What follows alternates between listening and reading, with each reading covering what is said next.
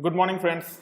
So today we'll be talking about MapReduce, and we will quickly wrap up programming and start getting into the other tools in Hadoop ecosystem such as Scoop. Okay. So there are a couple of questions in the MapReduce execution side. Those two are how to override parameters while running programs. The answer is very simple. Like we have done with HDFS, we can either use -D to override a particular parameter. You can add as many as you want. And if you want to pass the multiple parameters, if there are too many of them, just create a configuration file and run it using -conf, give the full path of the configuration file, and whatever parameters that are defined in the configuration file will be overriding the defaults in the defaults are the parameters defined in the core site.xml, HDFS site.xml, MapRed site.xml files. Okay, and then last thing is what is the role of gateway node with respect to running MapReduce jobs. So we use gateway node actually to submit the jobs, so that we don't create the contention between job submission and job execution. You can create thousands of jobs from even a very low power. You can use a low power or low end server also as gateway node, and you can still support thousands of jobs by decoupling the submission with the execution. If you try to use one of the nodes in the cluster which are running the daemon process, then definitely there will be contention over time. Okay, so that's about MapReduce. There can be many more questions, but these are the more frequently asked questions in both interviews and also while working on the job also. These are the things which you need to keep in mind all the time. These are the minimum things which you need to keep in mind. Now we will get into MapReduce programming. Anyway, this course is not primarily for MapReduce programming. I am just covering so that people have idea about it, especially those who have Java background can connect to it, and probably they can consider building the skills. It can add value for them. For the people who are focusing or who are targeting the data engineer role where data integration is the key, then it is not that important for them. Okay.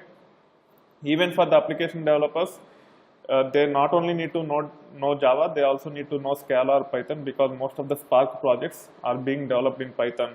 And I personally feel that Spark has a lot better future than MapReduce. So make sure even if you are a Java developer, make sure you focus on Scala and Python as well as programming language, or at least one of them, to develop batch-based applications in Hadoop ecosystem. Okay, so the first thing is, the first question that comes to mind is MapReduce. In MapReduce programming context, if we develop MapReduce program, what is the criteria for developing map function and reduce function? I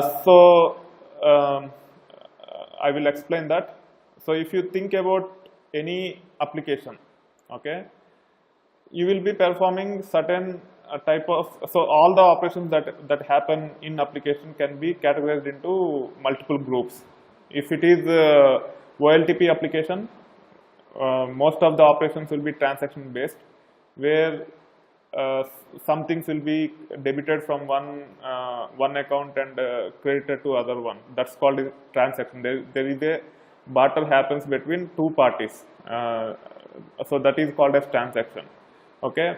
On top, apart from that, if you are thinking about batch processing, typically we will perform ETL, extract, transformation, and load. Okay, and MapReduce is meant for batch processing, and extract is to read the data from source, whatever source it is, and transformation is to perform certain set of operations that are highly relevant for batch processing. And load means to load the data into some target system or target some target.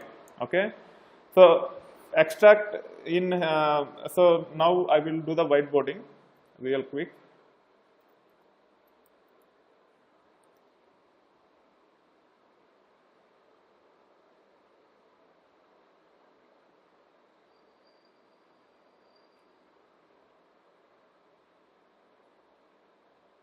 So batch processing means, that's what I will explain in a moment.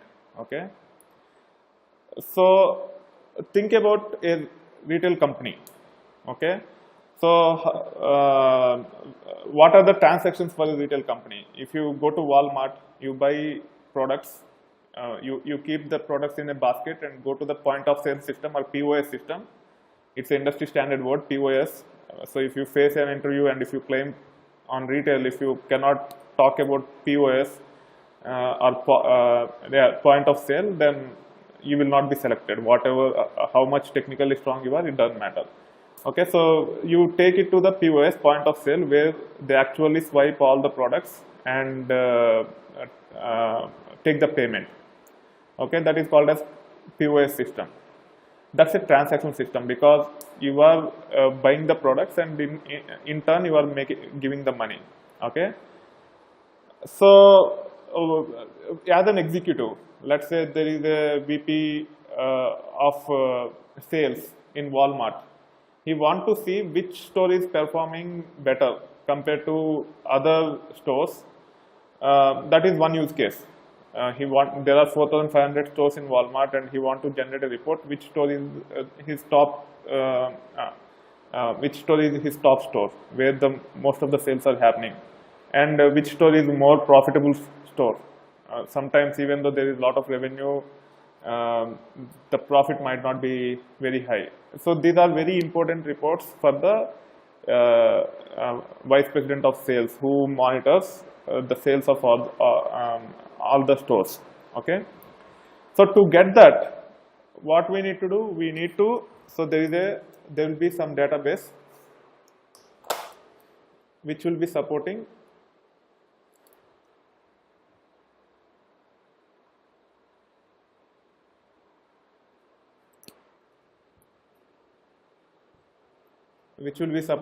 our POS.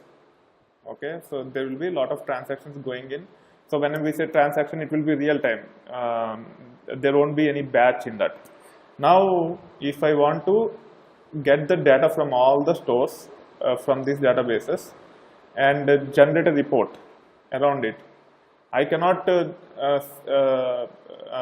actually run my sales aggregations. Aggregation means getting aggregated results like sum, average. Those are aggregations. So in this case, the sales related aggregation for a given month is probably revenue, total revenue for a given month. It's an aggregation. It is the aggregation of all the transactions that happens in the Walmart store. So if we try to run that report in the database, to get the revenue, we might have to join 3-4 tables, because when we perform the transaction, if you are familiar with data modeling, the operations will go to the multiple tables. So when you actually pay to Walmart, when you buy products and try to pay to Walmart, it will try to update multiple tables. That is real-time transaction. Okay, so if I have to get the revenue, I might have to join all these tables and get the revenue. And if I try to get the revenue from this system, it will take a very long time, because these databases are fine-tuned for real-time operations, not the operations such as aggregation, which will be done in groups. Okay, so what we will do, we will build another database or another data store, whatever you name it. Typically we name it as EDW, so Enterprise Data Warehouse. What it is, we will try to get all the transactional data from all the source databases, and here we have to perform the batch operation. Batch means consolidate all the operations that have happened on some transaction system and try to get some aggregated results. In this case, aggregated result is to get the sales for that month. So that needs to be done in batch. Batch means grouping certain things. In this case, we are trying to group all the operations and trying to update it. If you let's say there is a row, okay, which has store ID 1 and monthly revenue. Okay, if we keep on updating this for each and every record, it is not very practical. Okay, for that reason, what we'll do is we will actually run these aggregations in the batch. We will actually get entire day of data to the target system, and then we will process as one group or batch. That is what batch processing is. Okay, so here we have ETL means extracting the data from here to here without doing lot of transformation. There will be minimal transformation, but not lot. Once we get the data here, we have to perform these aggregations. Okay, or while actually moving the data itself, we can perform the aggregations. So if you are familiar with ETL tools such as Informatica, DataStage and all, between the EDW and source systems, there will be Informatica servers which will perform certain types of aggregations. But in case of Hadoop, we will not do any aggregations in this path. Typically, there are some exceptions, but typically we will not do any transformations between the source systems and the enterprise data warehouse if it is built on Hadoop. So the transformations happens in Hadoop itself. So what kind of transformations happens? So once we get daily data, using the daily data, we will try to compute daily revenue for each store. So there will be n number of databases for Walmart. For each store there is a database. So we will connect to all 4,500 databases once in a day, get to transactions for that one day, and then perform the aggregation and store, and then load into some reporting layer to generate the reports. That's the life cycle of ETL. Okay. Now even so for Walmart and all, even though the volume is very high, it is achievable by using enterprise tools such as Teradata or Informatica, Teradata for enterprise data warehouse, Informatica for ETL tool, etc. But for the system like Google, where they get they crawl the web pages, get all the text, images, everything from the web pages, and then they load into a centralized database. We shouldn't name it as EDW, just call it as centralized database, which will run using Google file system. So for them, extract process is crawling the web pages and loading into the centralized database, and the transformation is, so there is page ranking. If you are familiar with Google, there is something called page ranking based on the visits and all. Each page will be ranked, and over time, as page rank improves, it will search in first few pages based on the search criteria, right? So that page ranking is a batch process. They have to get the data from crawlers and perform the batch processing, generate the page ranking and store in some layer. So loading part is to store that into some layer. So so in this context, if we use MapReduce to perform that, so to load the data into the centralized database, they use crawlers. They don't use MapReduce programming to do that. The crawlers themselves will actually extract the data and load into Hadoop or some distributed database, whatever Google uses. And once the data is there, so we have to develop the MapReduce program. Okay. So as part of the MapReduce program, we have to get all the text and that is dumped into this distributed file system, and we have to process one record at a time. Record can be a row, it can be a file, it can be anything. So we have to process one record at a time. So if we try to now relate to the MapReduce programming, okay. So we have data in HDFS,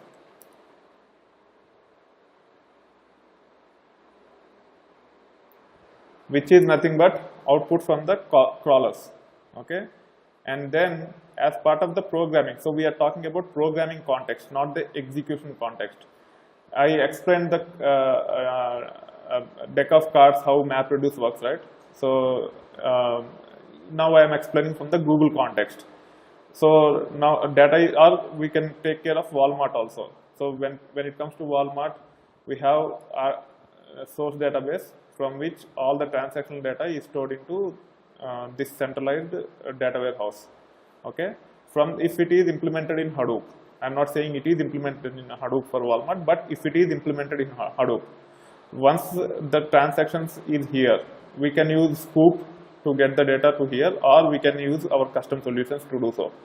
Once it is here, if we have to perform the aggregation using MapReduce programming, as part of the MapReduce logic, we have to implement. So MapReduce, so around this MapReduce programs, there will be a MapReduce framework also, which provides out-of-the-box solutions for many common tasks. The common task is to read the data from the source. So we just need to use the API. We just need to use a particular class to read data from this source databases. Okay. So once it starts reading the files or data set, the map function will be invoked for each and every record. Okay. So in this case, the record is an operation in a table, or a record in a table. So whatever transformation we have to do at row level, what are those kinds of transformations we will do at row level? First one is filtering. Okay, so let's say there are so many cancelled transactions in the data set. We don't want to consider that to generate the revenue. So there will be a flag in the data set that came into the HDFS through Scoop or some other mechanism. So first we will do filtering for all cancelled, to discard all cancelled transactions. Once the filtering is done, what we have to do at row level? Standardization of data. Okay, standardization of data is, for example, if you take as we have multiple databases from which data comes in, the usernames in some databases they might store in small case, all characters in small case. Some databases they might store in all characters in uppercase. Some databases they might store in mixed case. If that is the scenario, for generating the reports later, like product names, product categories, and all those things, if there is no common standard on the source databases, you have to standardize. And to standardize that, you have to perform the transformation. Let's say all the product names, categories have to be stored in uppercase in data warehouse that is built on Hadoop. So standardization. Example is standardizing the phone numbers, standardizing the names and categories to convert the data to uppercase. In case of names, for phone number, if it is US, it has to have +1 as country code, then area code, then 3 digits and 4 digits. That's the standard practice for US phone numbers.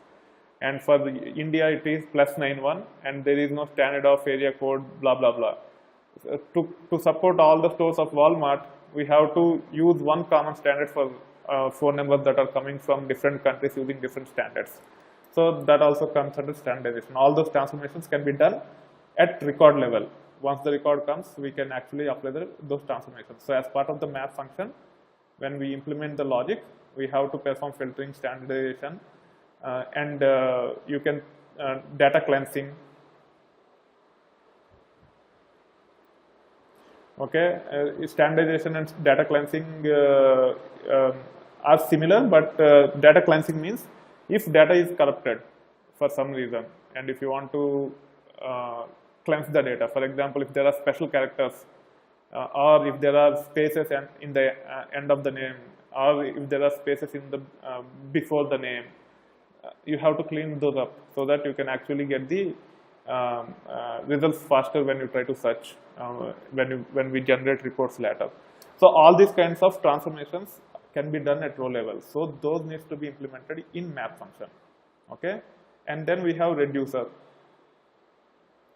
Okay, so apart from filtering, standardization, data cleansing, what all other things we typically do in this batch processing? We do aggregations. Aggregations is getting the total revenue, getting average revenue, getting standard deviation. If you are trying to see the standard deviation, that is also an aggregation functionality. So all those things, and also sometimes we have to join multiple tables. Okay, multiple tables means for mapper there are two records. It's not one record, even though it is one record in each table. For a map function can invoke only one record at a time. So typically we don't perform joins on the map side. We perform those sort of operations in reducer. So we do filtering, standardization, data cleansing, aggregations, joining multiple data sets. Those also will come into reducer. Aggregation, joins, and there are different types of other operations which are not industry standard. On top of this, which can be done, which needs multiple rows to perform certain types of operations. Okay, but these are most generally used operations as part of ETL. Okay, on top of these things, there are other set of operations such as sorting. Okay, so that sorting should not be there in map function or reducer function. If you are using map reduce programming, between map function and reduce function, there is a component called shuffle and sort. It is part of the framework. You should not play with it too much. Okay, you can customize it a little bit, changing from ascending to descending, performing secondary sort, etc. But you should not be writing sorting anywhere in the map function or reducer function or anywhere at all. The sorting should be taken care by the framework itself as part of the shuffle and sort phase. So this consolidates the operations mapping to the map reduce programming. So the operations are row level operations and multiple row operations. Row level operations are filtering, standardization, data cleansing, etc. Those needs to be implemented in map function. Aggregation, joins has to be done in reducer. Sorting has to be taken care of shuffle and sort, and also there is another very important operation called partitioning the data.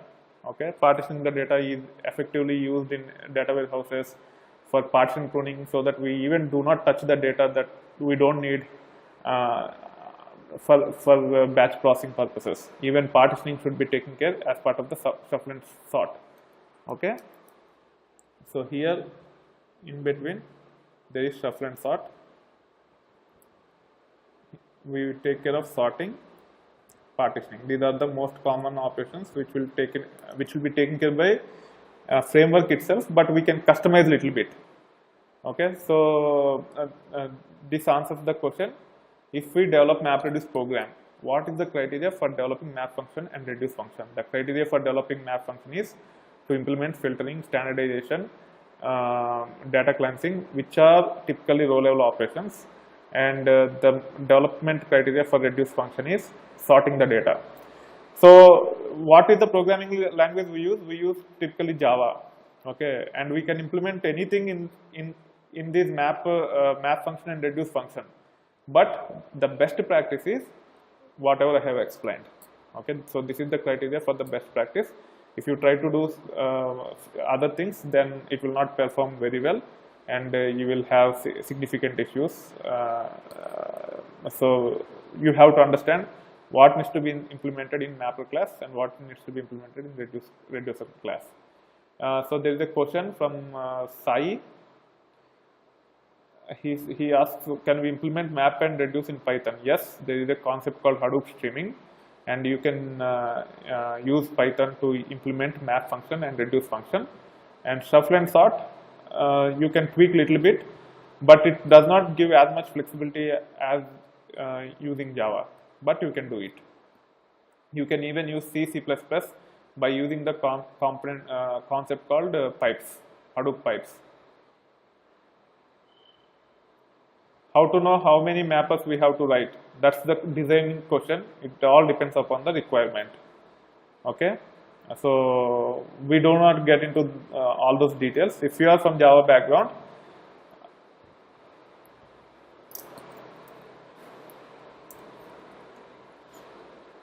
and if you want to learn MapReduce in detail, there is a playlist, MapReduce application development using Java. There are 62 videos.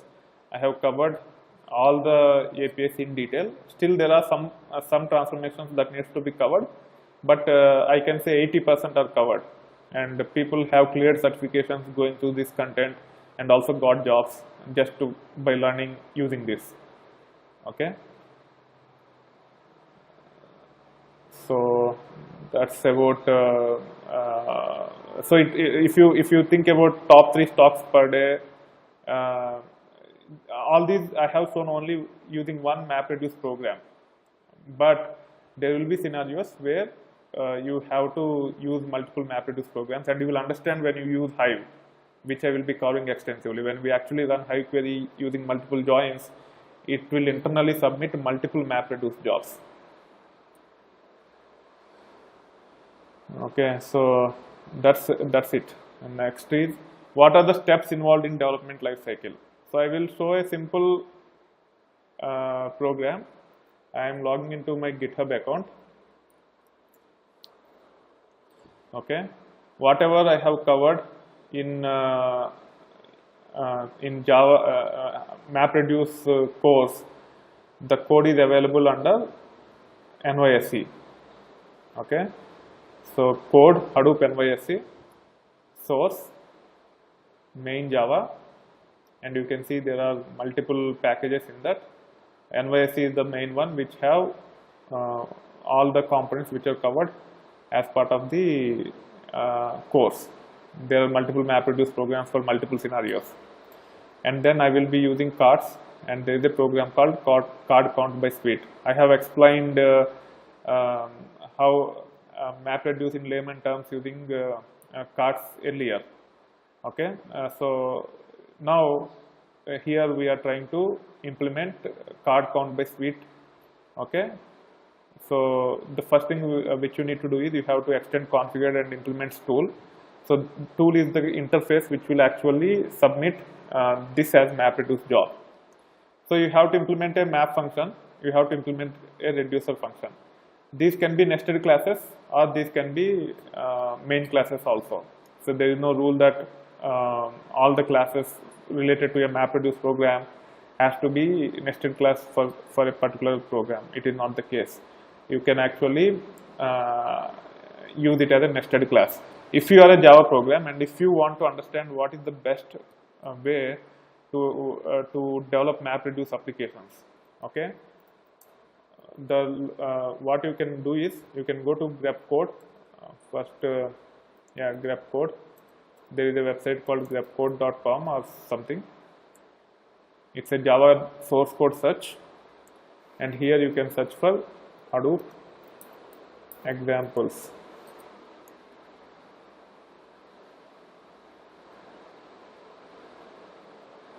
Okay, actually we can search based on the jar name.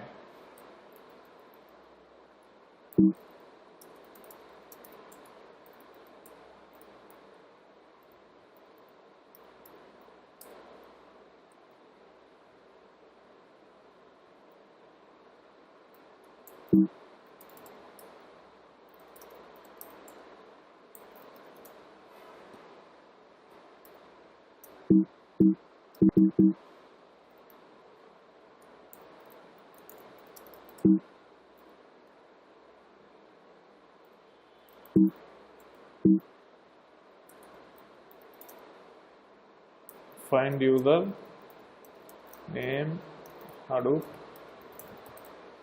examples.jar. It's USR.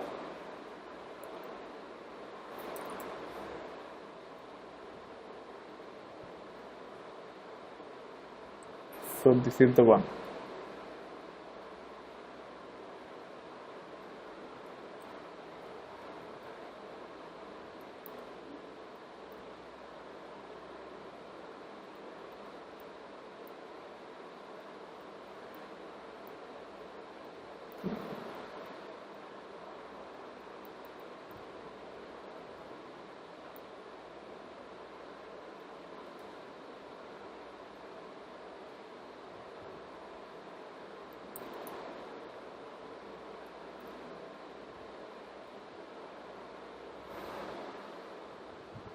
Okay, I am not sure. So I will means if you are Java developer, you will understand this. So you can actually run jar tvf command on this jar file, and there is an example driver. So you should start exploring this code base. This is open source. You will get this Hadoop examples.jar file somewhere on GitHub or somewhere. So that is the more appropriate way of building the application.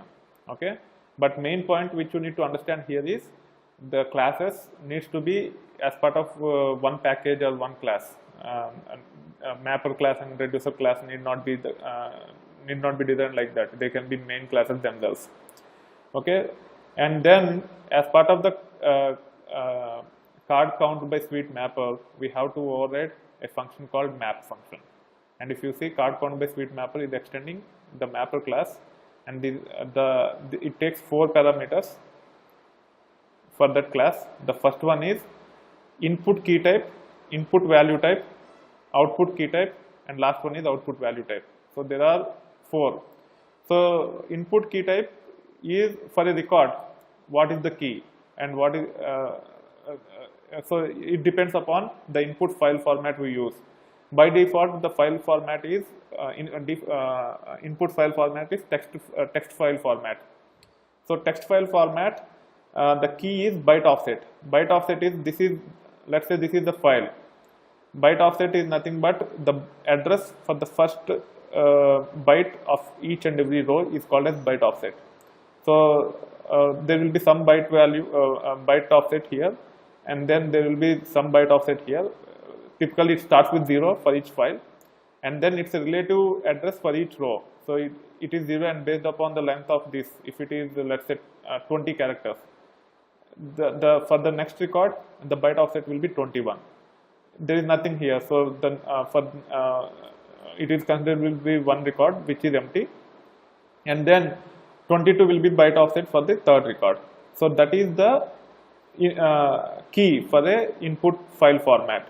So by default, input file format is text, and the key is offset, and the data type for the offset is long writable. Long writable is again Java MapReduce class. I will not get into too many details about all those things.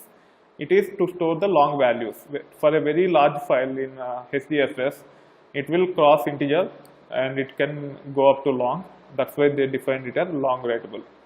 And then value is nothing but for a text file for input data set, we have to read one record at a time. Okay, if it is text file format. If in that case the key will be line offset and the value will be the record itself. So the first record will be this text, the second record will be empty, the third record will be this one. So value is alphanumeric, hence we have defined as text. So input key type is long writable and input value type is text. And then what we want to emit, so for each and every record, this is card count by suite. So cards have 3 properties. The first one is color, second one is suite, and third one is pip. And for each and every record, we have to perform the transformation. For card count by suite requirement, that one the transformation is at each row level is to get the suite. So the first attribute is color, second attribute is suite, third attribute is pip. So we have to get the suite. Hence we are actually splitting the record. So in this case, I am expecting the input data will be delimited by pipe. So color, suite, and pip are delimited by pipe. And by saying by using subscript 1, we are trying to fetch the second one. As long as each and every record fall in that category, it will get the pip suite for that record. And then I am actually passing one as output value. So the standard term which we use for map output is called tuple. So for each and every record it touches, there will be output, and that output is called as tuple. Tuple is nothing but a key value pair. In this case, we are using suite as key and pip as value. Okay. So I will explain that.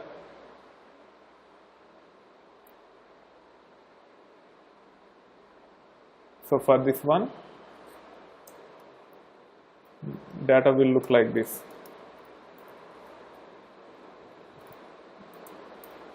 Red, heart, 2, club, suite 3, spade, heart 2. Okay, so the input records will be like this. For each record, this map function will be invoked as part of the framework, and the output will be a tuple after the map function is executed. Let me actually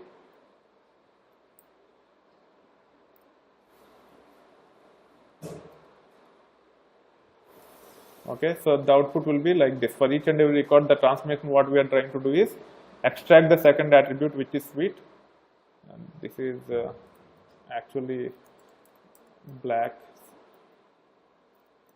spade, and red heart. This is the valid data. First one is color, second one is suite, and third one is pip. Okay, if we want to run this mapper function on this, the map function will be invoked 3 times, one for each record. Okay, and the transformation it is doing is it is extracting second attribute using pipe as delimiter, and also passing 1, which can be used as part of the aggregate while aggregating. So for aggregating, we just have to hold the suite, which is heart or spade, and perform the sum of all these ones. Then we'll get the final count. So the output will be looking like this: heart 1, next one spade 1, and heart 1. Okay, so this is called as tuple. Tuple is nothing but a key value pair, and in this case key is whatever we want to use it for the aggregation, and value is just a numeric one, which will be used to perform the aggregation holding the key. Okay, now it will go to the shuffle and sort phase and invoke the reducer, and here we are using reducer, already existing reducer called long sum reducer. Long sum reducer is part of the MapReduce APX itself. If you go here, you can get the complete package. So it's out of the box reducer, where it can be used to hold the key and perform the count. Okay, after map function is executed, what will happen is it will go through shuffle and sort phase. Okay, so as part of the shuffle and sort phase, what it will do is partition by key, group by key. Okay, so these two are the operations that will happen. So in this case, out of this mapper, we got 3 records. 2 of them have heart in them, and spade is another one. So using this key, it will compute hash value. Hash value is nothing but a numeric value generated. It's a industry standard hash function. Hash function means generating a numeric code for any type of file or any type of data. In this case, for this key, which is in string format, it will compute a hash value, which is a numeric value. Okay, so for these two, the hash value will be same. Let's say it is 1. Okay, and then based on the number of reducers which we define while executing the program, it will use mod function on that. Okay, so hash mod number of reducers will be used to partition the data. So the partition logic is hash mod function by default. You can customize it if you want, but the default is hash mod function. Okay, so for these hash values that are generated, whatever type of the key, you will get a numeric value, and then there will be a mod function on top of that. Mod means in this case we have let's say number of reducers are 2, and hash value of this is 1, and the hash value of this is 3. So 1 mod 2 will be 1, and 3 mod 2 is also 1. So those two will be considered as one partition. If heart is if hash value for heart is 1 and hash value of spade is 2, okay, in that case 1 mod 2 is number of reducers which we will pass to process the data. If one mod 2 gives 1, so this will go to one partition, and spade, if it is true, 2 mod 2 is 0, so it will go to another partition.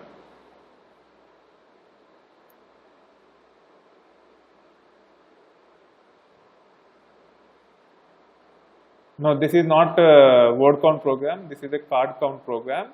If you want to get into other details, you have to go through my playlist, because the course is not a MapReduce course, okay.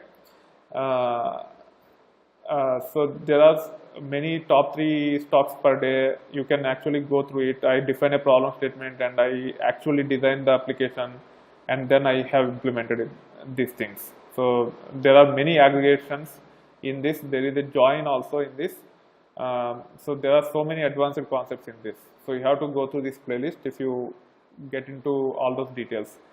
Ideally, I thought of wrapping up in 30 minutes, but I am getting into a lot more details what I have intended.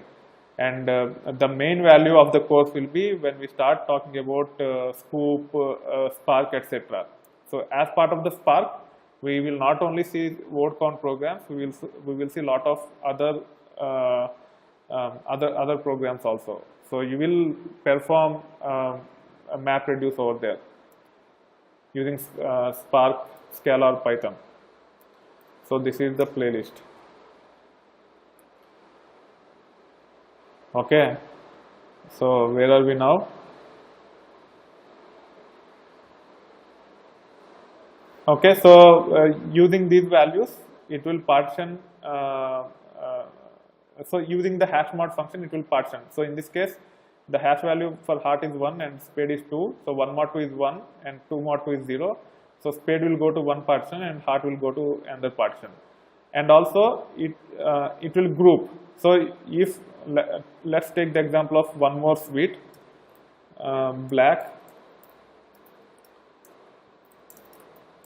club 3. Okay. So it will generate club 1, and let's say hash value is 1 for this. So club and heart will come under one partition and spade will come under another partition. So not only it will partition, but also it will group. So as part of the shuffle and sort phase, it will actually perform like this: heart 1, heart 1, and club 1. So this will be one partition which is grouped by the keys. All the keys are together. All the means even within the partition, if there are multiple records with the same key, they will be grouped as one partition. They will be grouped in as they will be grouped together in the partition itself, and then another partition is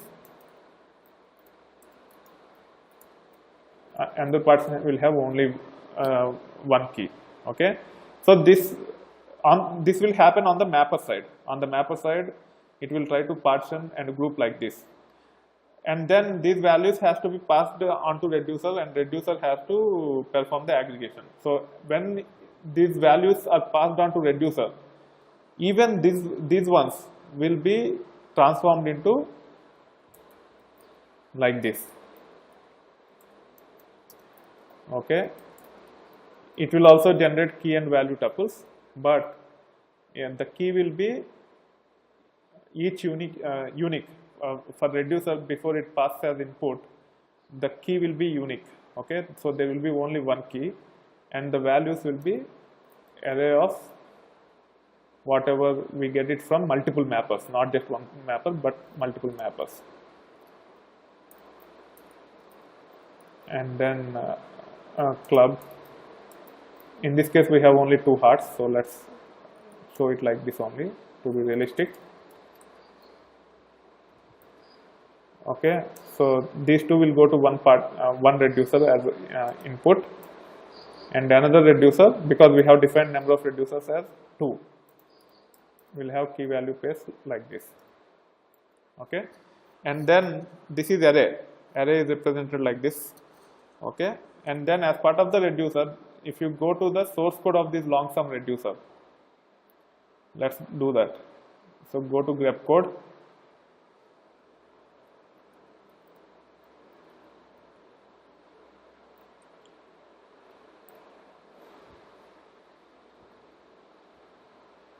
Okay, and pick any package. Let me pick the latest one itself.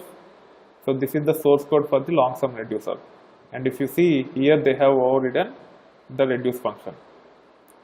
Okay, so let me actually copy paste this. This is a very simple reducer class. Okay, I can actually generate raw. Click on raw to get this one.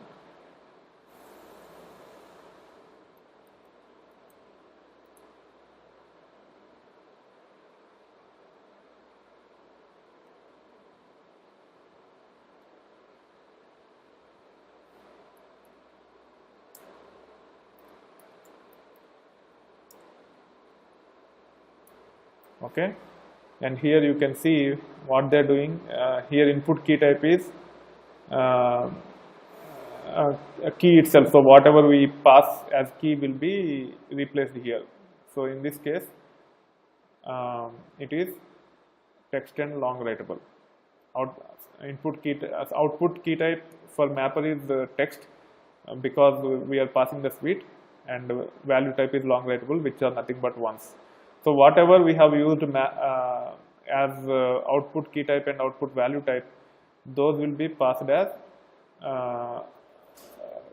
key type and input key type and value type for reducer. So input key type will be long writable. Here they are using key because it can be long writable, it can be integer, it can int writable, and it can be any data type which can invoke this program. And then long writable, because we are getting ones here, hence this is only for aggregating the results, this function and this class, hence they have hard coded the input key type for the reducer as long writable, and output key type is we want to get the suite and then the count, hence we can use this one. First we have to evaluate existing mappers and reducers as part of the APIs. It could be out of the box MapReduce APIs, it could be third party APIs also. In this case, I have used out of the box MapReduce API to implement this long sum reducer. And if you look at the reduce logic,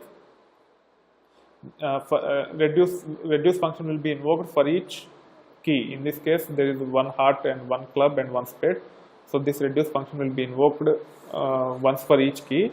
You holding that key, we are actually aggregating the results in a array, whatever we get it here. Okay. So this is how the reducer function will look like. So coming back to our question, the question is, what are the steps involved in development life cycle? First, you have to implement the map function, you have to implement the reducer function, and then you have to perform the job configuration. So this is the job configuration. In this job configuration, we will tell what is the map class, what is the reducer class. So mapper class is card counts by suite mapper.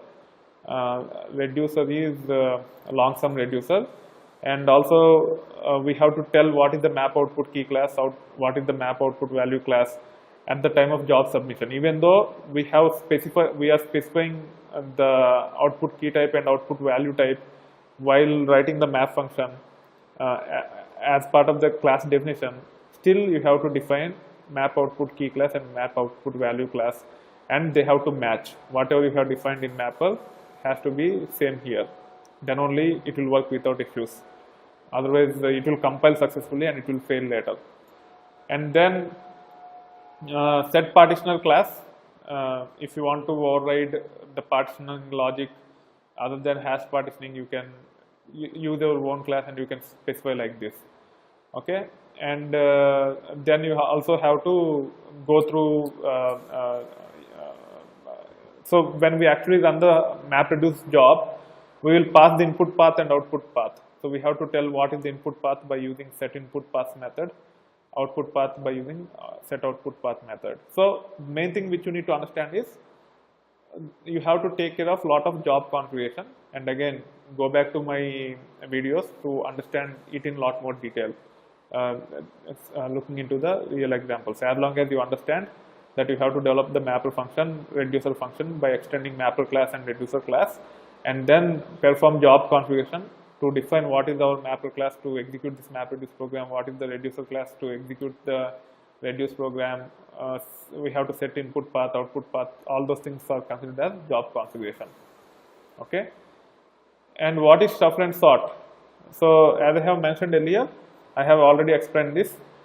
So shuffle and sort is nothing but it performs three things. It takes the input of the mapper, it partitions by key, group by key, and also it transforms these individual tuples which are just key and value received from the map output into key and array of values, so that reducer can actually process the array for each key, and the keys will be unique. So all this is done by shuffle and sort. I am repeating once again. It receives the mapper output in the form of individual key and value tuples for each and every invocation of map function. Once the data is received, holding the key, it will partition the data, group the data. For partitioning, it uses hashmod function. Within the partition, if there are multiple keys, it has to group all the keys. On top of that, shuffle and sort phase also convert these key and value tuples to key and array of values, so that reducer can process the array for each invocation based on the unique number of unique keys reducer gets. Okay, and if there are two reducers and if there are two partitions like this, the total number of reduce function invocations are 3 here, because we have 3 unique keys, but one of the reducer process 2 keys and other reducer process 1 key. Okay, so that is about shuffle and sort. What are different input and output formats? Okay, so I have explained that text input format. Text input format is one where the input type is long writable, input key type is long writable, and input value type is text. Okay, on top of text writable, on top of text input file format, there are other file formats also. Again, to get into, I will cover at a very high level, but to get into all the details, you have to go to the videos. Okay, let me see the. Okay, that question is I think out of context. We will. Okay, in some scoop and hive functions I have practiced, I saw that reducers will not be there in the map reduce jobs. Why is it like that? So those are called as map only jobs. Okay, yes, the answer is map reduce job can run without reduce. Okay, the purpose of scoop is to get the data from a source database and dump into HDFS. Okay, for that there is no need to implement the reduce function. You can just get the data and dump into HDFS. So there you can you don't need to specify, you don't need to specify the reducer class, and also you don't need to set the number of reducers. Sorry, you have to set the number of reducers to 0 if you want to write map reduce program, and if you don't want to use reducers.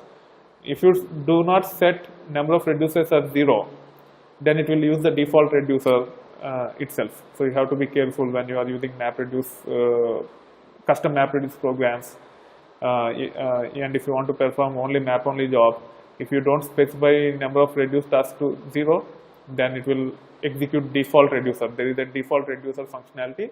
It will be you will see that as a result rather than map output as result, and at times the map output and the default reducer output is different.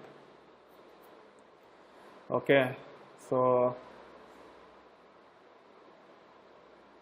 what we are talking about, I'll lose the track. Can someone remind me? yeah, what are different input and output formats. So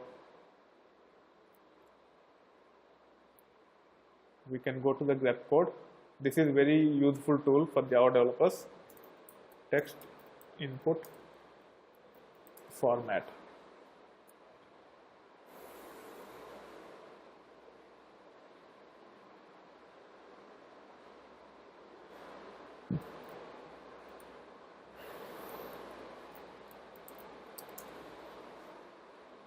Okay, so this is the package, Hadoop MapReduce client core, and you can see there are so text input format extends an abstract class called file input format. So if you go to Hadoop APIs, pick the latest one.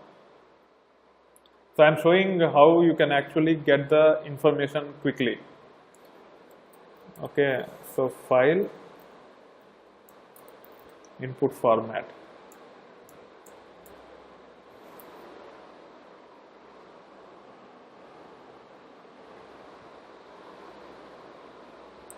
You can see here. So this is from the old API. If you see MapRed as part of the package, you have to be a little bit careful. You should only consider the new API. Unless it is not available in new API, you might have to do this, and you might have to use the old API classes. That's why you see two file input formats here. This is from old API and this is from new API. The way you can distinguish between old API and new API is new API will have MapReduce typically and old API will have MapRed in it. Anyway, so this on top of text input format, there are other classes also which extends this file input format. The other ones are key value text input format. So for text input format, the key is line offset for each and every record and value is the record. For key value input format, it's a little bit different. And the key is the first value in each row or in each record, the first value, the value before the first tab is considered as key by default, and the rest of the line or the rest of the record is considered as a value.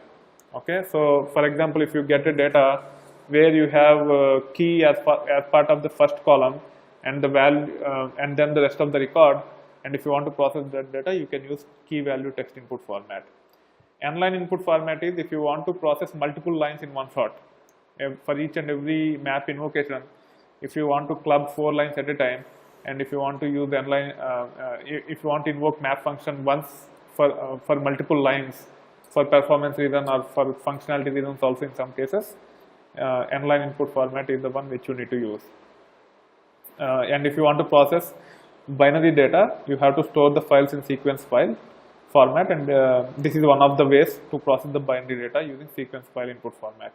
So these are the most input formats that are available out of the box, and if you go to the names, they are mostly self-explanatory. Combined file input format is a little bit complicated, and that I have covered as part of the videos, so I will not be explaining all these things here. So these are the input formats. Input formats define how data should be read by MapReduce framework while processing the data. So based upon your requirement, you have to use the appropriate input format. Okay.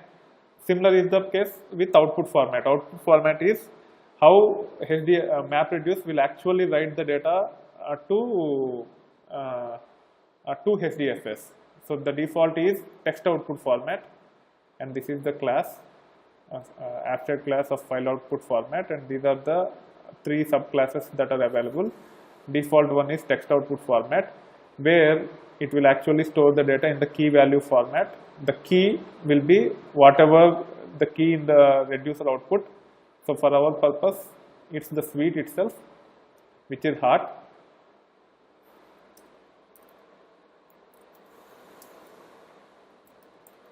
Heart, and then tab 2. By default, it uses tab, and then spade tab 2. This is the default behavior of text output format. which is default, while if you do not specify input format and output format as part of the job configuration. Okay, and also, yeah, that's it. So this is the complete life cycle about developing the MapReduce programs. What are the different key and value classes? So key and values are these ones. Okay, so for Maple, these two are input key and input value, and these two are output key and output value. Okay, and if you look at the package which owns these classes, again they are Hadoop packages, arg.apache.hadoop.io, .long writable for this one, and these are text. The reason why we they try to use their own proprietary means Hadoop own key and value types over primitive classes. So when I say primitive classes in Java, integer, long, float, double, string, all these are primitive types in Java.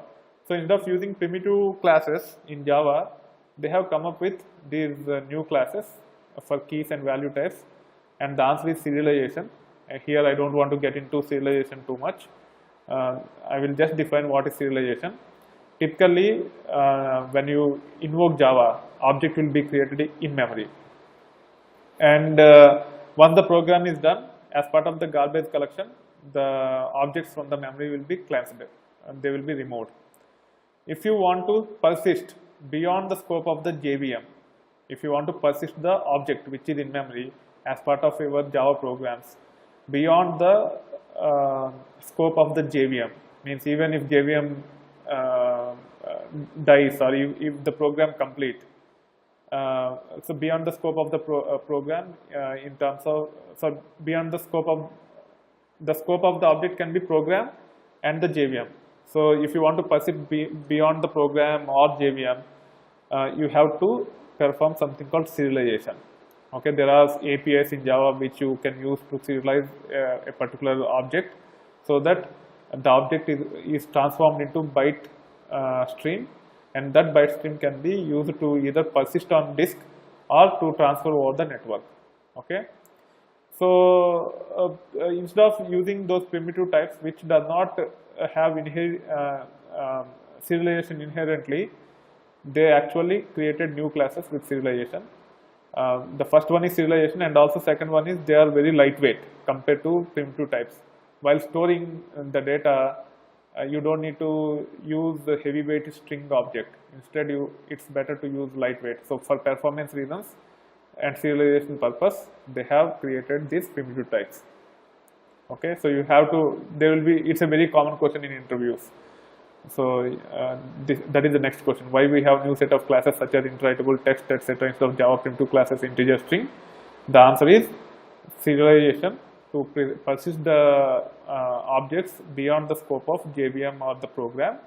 And the second one is performance reasons, because the primitive classes are pretty heavy as they have a lot of functions in them. These are lightweight, so they perform better than the primitive types. And the last one is, what are the steps involved in developing custom key and value classes? So there is an interface called writable interface. You have to implement that writable interface.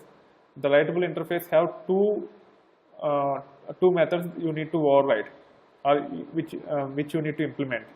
One is write, and second one is let me see, we can Hadoop writable.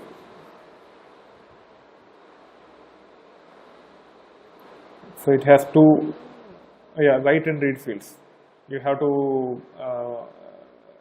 override to create custom key and custom value classes, you have to implement either writable or writable comparable. If you implement writable comparable, you have to override read fields write, and also there is another method compare to, which is actually from Java object itself. So for keys you have to implement writable comparable. For values, you can use just writable. So sometimes you might want a custom key type which needs to be used only for value. In that case, you can use writable. But if you want to have a custom key type which can be used as value type as well, then you have to use writable comparable and override read fields write and compare to methods. So this is also a very common question which you will get, and you should be able to answer that. Okay, so this will be too much for this class. I will not be covering these things. I have prepared these questions only for advanced MapReduce programming. Okay, so probably I will try to create videos for each and every question sometime later, so that anyone who want to prepare for an interview can use that as reference and try to crack the interviews. So that's about MapReduce from the programming context. So far we have covered HDFS very detailed, MapReduce from execution context, how the jobs are submitted and how the jobs are actually executed, etc. And then we also have seen from the programming context. Okay. So that being said, we will that's it about MapReduce. We will start with Scoop. I will only cover Scoop introduction, and then as part of the next class we will actually get into the details of Scoop, and we will see how it goes. Okay, again, if you go back to the previous presentation, previous slides here,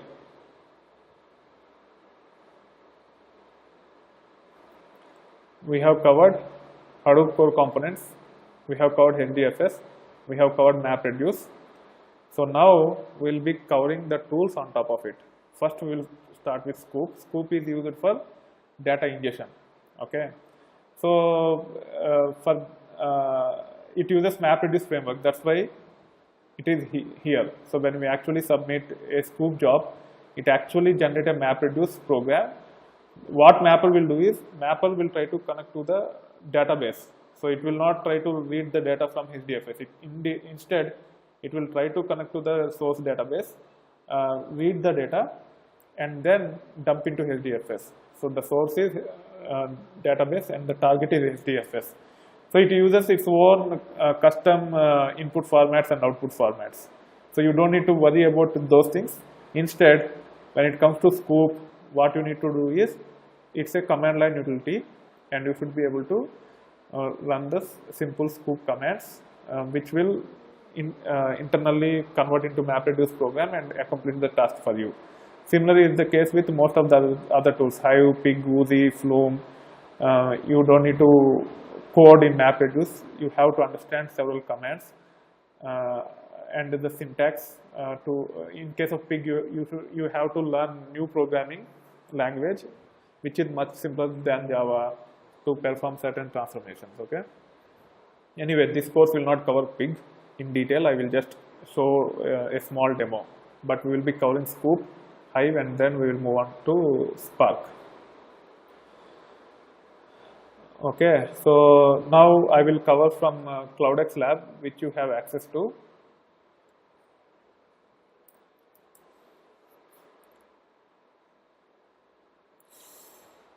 I should have committed it. Oh, I lost whatever I have entered. Anyway, that's fine. I can make the material very quickly.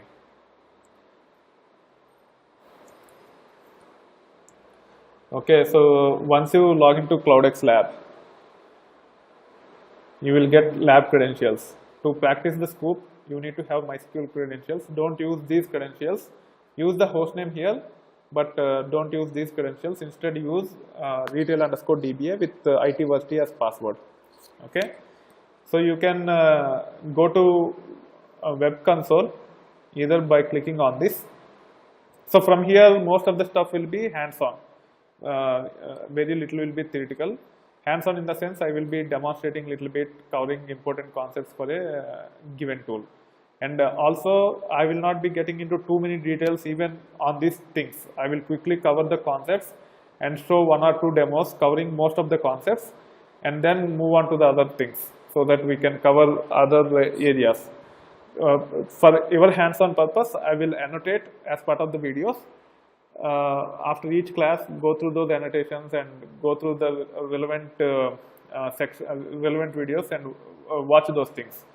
And also, I have launched this itversity.com over the weekend, which will be LMS platform. So here I will be uploading all these courses. So for this course, you can actually go to CCS Spark and Hadoop Developer Certification, and there are lessons as part of this course for data ingest using Scoop, data ingest using Flume, which I will be covering, Spark, and all those things. So you can actually go through these lessons to cover, whether you prepare for certification or not. Still, you can use this same course, and once it is up, probably within a week, it will be up and running completely. You just have to go to this course, and it will provide all the details that are required for CloudX Lab. If you want to practice Scoop import, you can go to here. Scoop is already uploaded, so you can actually start going through this, and videos also in place, and also the code snippets also in line with the videos itself. So you don't need to move around to get the information. So start using this one to practice going forward. Okay. And also I will try to use this one itself to explain the concepts as well. Okay, so that we will start from the next class. But for the credentials, you can actually, once you sign in with your account, you can log in here and you will get your login and password here. Use these things and click on this web console, which is in line with the course page itself. And then you can use the username and password, but I will recommend you to use terminal also, so that you actually feel certification type of environment if you are preparing for the certification, because as part of the certification they will not be providing this. You have to instead use the terminal on a remote machine to perform the tasks. So those who are trying to give the certification, try to connect using Cygwin or terminal. But if you are comfortable, if you are familiar with Linux and all those things, you can practice here directly. Okay, and then we will take care of. So this one, let me recollect the flow. Okay. So here we are talking about data ingest using Scoop. Yeah, we will start here. So the lesson have the introduction, and then we have topics. Yes, if you have installed Cygwin, you can actually use SSH to connect to this.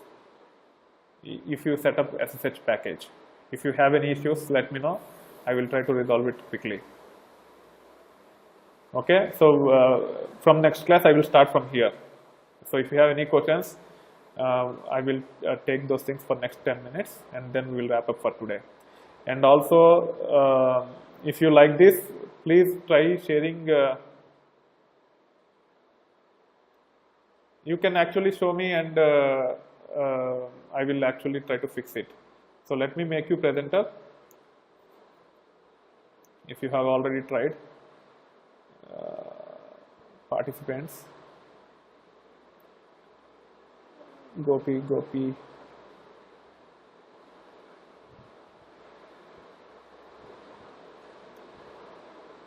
Okay, I am changing role to presenter to you. So if you go to quick start, there will be share screen. Click on that and we will be able to see your screen, and then we will troubleshoot the issue.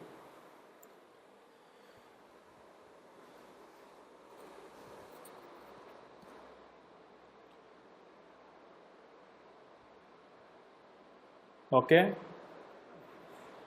Just type SSH and hit enter. Hit enter. So SSH is not set up on this. So you have to set up the SSH. So let me take control, and I will show what needs to be done. We cannot be able to, we cannot fix it right away. So in my channel itself, there is a playlist for Microsoft Windows for IT professionals. Okay, there is, after setting up the Cygwin, there is set up Cygwin packages, SSH and Telnet. So these are the two components which will come handy. Using that, if you are missing any package, using the same approach, you can install whatever you want later. But you can watch this video. I am providing the link to you as part of the chat. And if you run into any issues, I will explain. Okay. So now coming back, so let me know if any others have a question on this, so that I have some more information to share. But first, I will take the questions.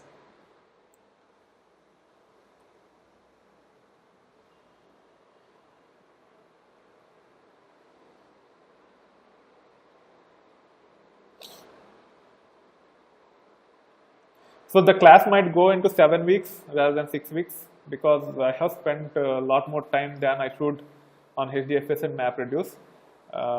It's a lesson learned. From next class, I will take care of it in much better fashion, because this Q&A model I have tried for the first time. So I could not quantify the time. It took a lot more time than it is. Okay. So I have to revise my model. Even though it is good, I should not have spent that much of time on HDFS and also the MapReduce, because the course is not intended for MapReduce. You will see, probably you might not be Java developer, so we will see. You will feel the similar thing when we talk about Scoop also. Anyway, thank you for the feedback, Raghavendra, about HDFS. So the next question is, again, Madhu, please paste the questions to everyone. So the question is, while creating job in Scoop using job -- create my job. Okay. What is the complete question? I am getting error like SQL exception.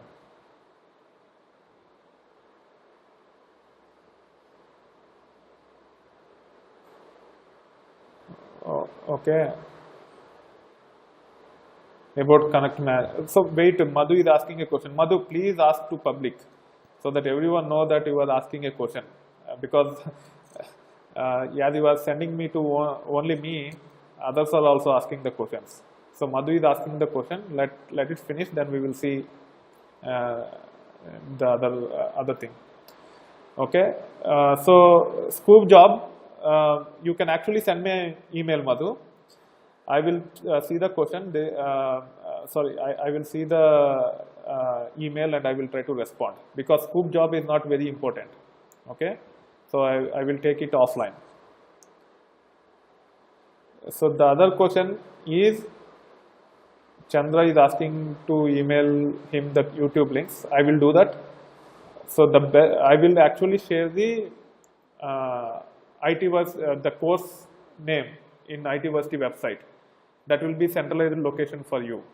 So again, I hope you guys are able to see my screen. Okay, I am not sharing the screen. That's the problem. That's one more problem. Sorry. Okay, now you can see my screen, right? So Chandra have asked me to share the YouTube links, but I recommend you to go to my website. Okay, so here there is a menu called self-paced courses. In that we have CCS, Spark and Hadoop developer certification. The course is categorized into lessons, and lesson have topics. So if you scroll down, about CCA introduction is provided as part of the course main page, and then I have said that this is the course content, and you don't need to go to introduction. You can directly click on data ingest using Scoop. Okay. And then there is a little bit of introduction about what needs to be ready by the time you get into the actual topics. And then there are topics associated with it, and the topics are at the bottom. So Scoop import into Hadoop if you are using Quickstart VM or Single Node Lab, Scoop import into Hadoop using CloudX Lab, then Scoop export, etc. So you can actually follow this one. The beauty of this is, let's say you are using CloudX Lab, and if you want to process the data, okay, means if you want to learn and if you want to practice, to understand how details about scoop import, whenever you come back, if you want to again recap the concepts, you can watch the video, but for the hands-on practice you don't need to watch the video. So I have given code snippets after each video, the relevant code snippets after each video, and you can actually practice directly from here. No need to go to GitHub account and get the copy the code and execute it. You can directly use this page itself to watch the videos, to practice using the code snippets also. Okay, I hope this will help. If you like it, please start commenting it so that it gets traction, and also it will start commenting it. If people comment, and if they ask a question, if you want to get the notifications on that, you can click on this and you can actually reply to the others' comments also. So I want to make it a social networking platform. I will add social networking plugins also to this, so that people can interact in future. Okay, so use this one going forward. And also, if you have not liked my Facebook page, if you're already there, please click on this one. If you want to follow me on Twitter, you can click on this one. Click on this to follow me on Google+, and click on this on YouTube. And also, if you want to, I will be blogging a lot, at least one blog every week or 2 blogs every week. And if you want to get notified for my blogs, you can subscribe to my blogs, and whenever I blog, you will get the email notification. Okay, so use this one rather than the channel. That's for Chandra. So another question from Mohan. Okay, Mohan have missed something, so let me. So there are no credentials. It's wide open as of now. I'll be enabling sign up process later. Okay. Thank you. Please provide the feedback on the social networking platform so that it gets a lot of traction. And also, when when you get onto the course, if you want to share with your friends, you can click on this one and it will connect to Facebook, and it will actually share on your Facebook timeline. You can do that with Twitter and Google Plus also. I will get LinkedIn also very soon in this. Okay, so you will get all the features in one platform.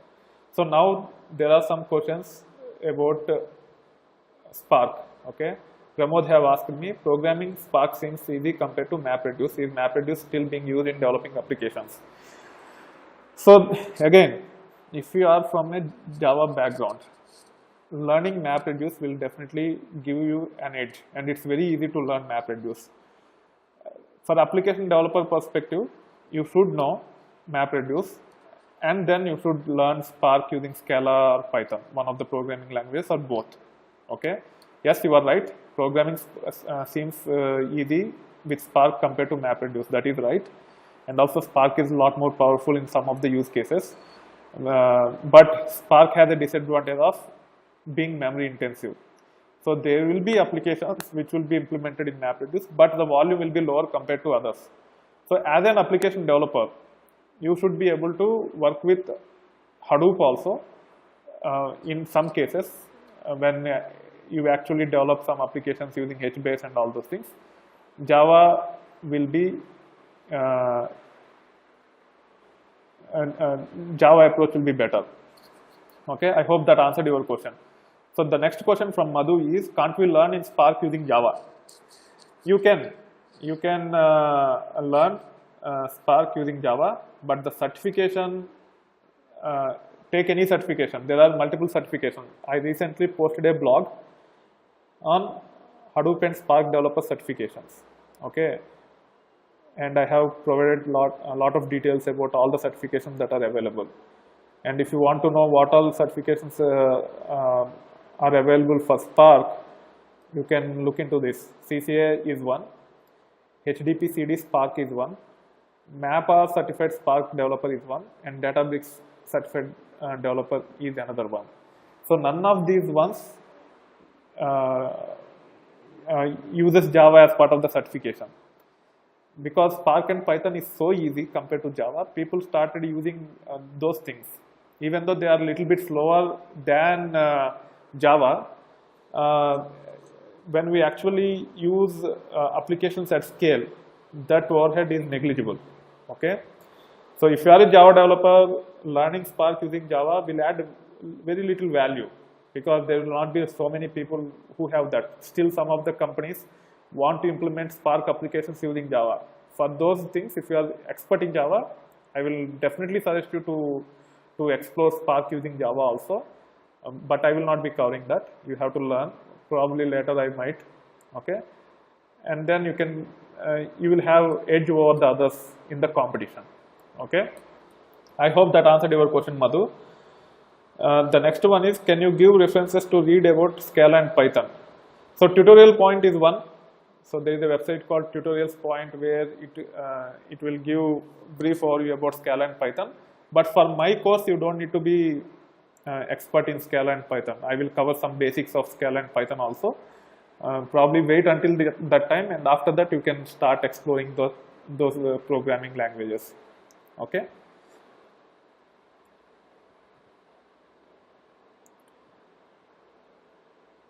Okay, and also I see this is note to Chandra. Chandra, I see you have actually already subscribed for CloudX Lab beyond the course also. Thank you very much. So you will have access for 7 months, not just 1 month, 1.5 months. After the course is completed, your subscription for 6 months will be triggered, and you will have lab for 7 months. But for others who are not already enrolled for lab, don't extend it further, because I am also planning in the similar lines to provide the lab integrating with this, and I see a lot of potential for my audience giving paid subscriptions on the lab front.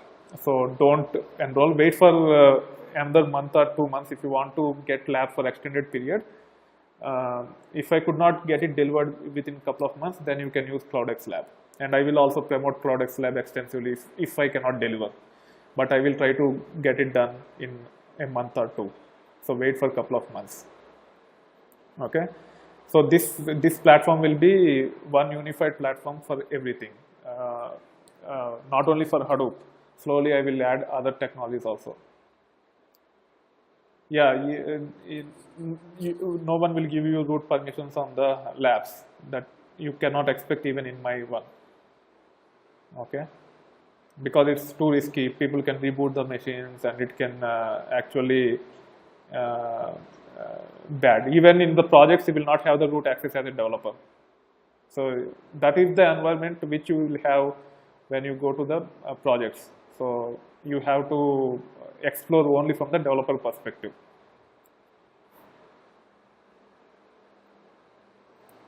Okay, any other question? So I will take one more question and then we will wrap up for today. So from next class, I will, earlier the plan was to take class for 1 hour and then 30 minutes for Q&A. Now I will start taking class for 1 hour 15 minutes to 1 hour 20 minutes, and we will keep 10 to 20 minutes for Q&A, not more than that. And then we can use other channels to communicate. Okay. It seems you guys do not have any other questions. Thank you very much. Catch you on Friday. Bye.